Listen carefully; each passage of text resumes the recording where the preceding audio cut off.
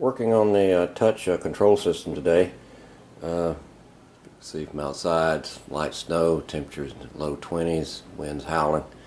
So I'm in here in the kitchen, and as long as the wife doesn't see this mess, I'll probably be alright. I've let this thing soak now in Metal Rescue for about 24 hours. The right control system was movable before I put it in the solution, and then it became frozen, so I took the device downstairs into a vise and rotated it about 30 to 40 times. It's moving fairly smoothly.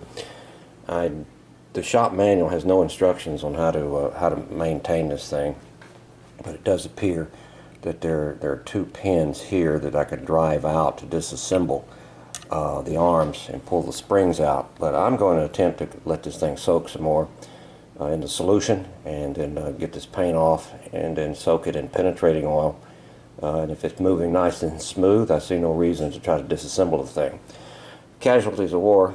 This thing is equipped with stops for a proper operation. You adjust the arms to go forward and backwards, to raise or lower your hydraulics. Well, 3 of these stops are suffered casualties, and the bolts have been sheared out and beyond repair, and somebody jerry-rigged this thing here. And I went online, and they're kind of pricey, about 15 bucks a piece, these tiny little things. So we'll let this soak a little bit longer, and I'll work on it through the week and keep you updated. All for now.